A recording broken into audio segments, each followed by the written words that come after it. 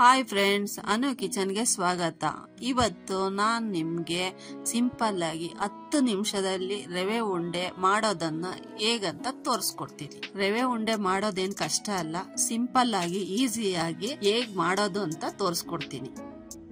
ಗಣೇಶ ಹಬ್ಬ ಬರ್ತಿದೆ. 10 ನಿಮಿಷದಲ್ಲಿ ರವೆ ಉಂಡೆ ಮಾಡಿ ನೈವೇದ್ಯಕ್ಕೆ ಇಡಬಹುದು.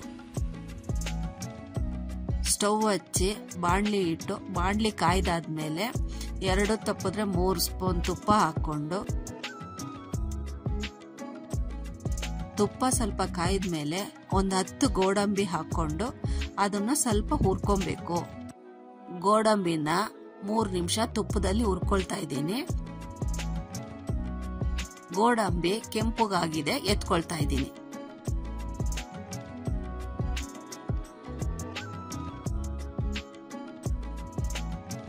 ತುಪ್ಪ ಇರೋ ಬಾಣ್ಲಿಗೆ ಮೀಡಿಯಂ ರವೆನ 1 ಬೌಲ್ನಷ್ಟು ಹಾಕೊಳ್ತಾ ಇದ್ದೀನಿ. ಈ ರವೆಗೆ ಎಕ್ಸ್ಟ್ರಾ ತುಪ್ಪ ಹಾಕೊಂಡು ಹುರ್ಕೊಬೇಕು. ಇವಾಗ 3 ಸ್ಪೂನ್ ಎಕ್ಸ್ಟ್ರಾ ತುಪ್ಪ ಹಾಕೊಂಡು ಹುರ್ಕೊಳ್ತಾ ಇದ್ದೀನಿ. ರವೆನ ತುಪ್ಪ ಹಾಕೊಂಡು ಚೆನ್ನಾಗಿ ಹುರ್ಕೊಬೇಕು. ಯಾಕಂದ್ರೆ ರವೆಯಲ್ಲಿ ಹಸಿ ವಾಸನೆ ಹೋಗೋ ಗಂಟ ನಾವು ಹುರ್ಕೊಳ್ತಾ ಇರಬೇಕು.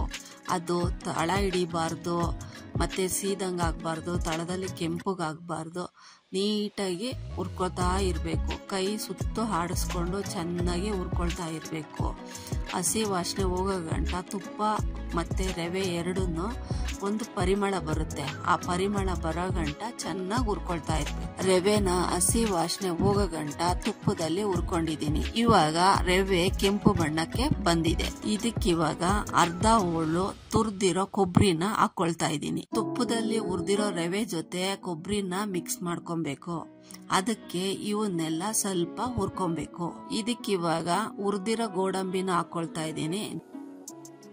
ಜೊತೆಗೆ ಒಣ ದ್ರಾಕ್ಷಿ ಕಟ್ ಮಾಡಿರೋ ಬಾದಾಮಿನೂ ಹಾಕೊಳ್ತಾ ಇದ್ದೀನಿ. ಟೇಸ್ಟಿಗೆ ಅರ್ಧ ಸ್ಪೂನು ಏಲಕ್ಕಿ ಪುಡಿನ ಹಾಕೊಳ್ತಾ ಇದ್ದೀನಿ.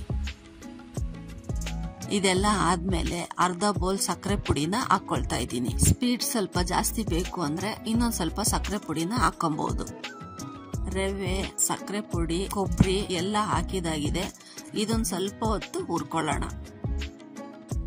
ಇದೆಲ್ಲ ಹಾಕಿದಾದ್ಮೇಲೆ ಸ್ಟವ್ನ ಸ್ವಲ್ಪ ಕಡಿಮೆ ಉರಿನ ಇಟ್ಕೊಂಡು ಹುರ್ಕೊಳ್ತಾ ಇರಬೇಕು.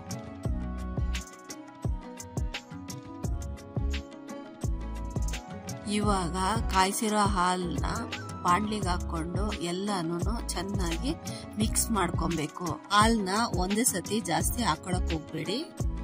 ಜಾಸ್ತಿ ಹಾಲನ್ನ ಹಾಕೊಂಡ್ಬಿಟ್ರೆ ಮಿಶ್ರಣ ತೆಳುವಾಗೋಗ್ಬಿಡುತ್ತೆ. ತೆಳುವಾದ್ರೆ ಉಂಡೆ ಕಟ್ಟಕ್ ಆಗೋದಿಲ್ಲ. ಹಾಗಾಗಿ ನೋಡ್ಕೊಂಡು ಹಾಲು ಹಾಕೊಳ್ಳಿ.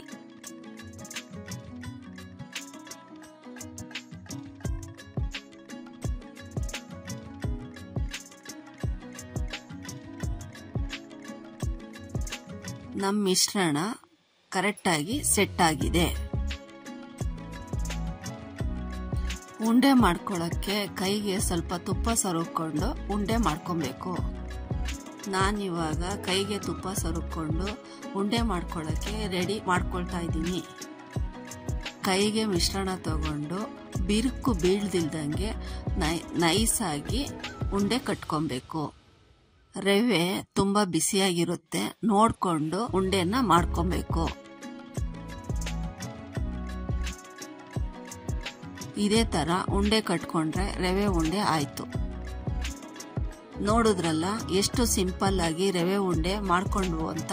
ನೀವು ಕೂಡ ಒಂದ್ಸತಿ ಮಾಡಿ ಹೇಗಿದೆ ಅಂತ ನಮಗೆ ತಿಳಿಸಿ. ಇದೇ ತರ ಸಿಂಪಲ್ ಅಡುಗೆಗಾಗಿ ಅನುಸ್ ಕಿಚನ್ ನ ಸಬ್ಸ್ಕ್ರೈಬ್ ಮಾಡಿ.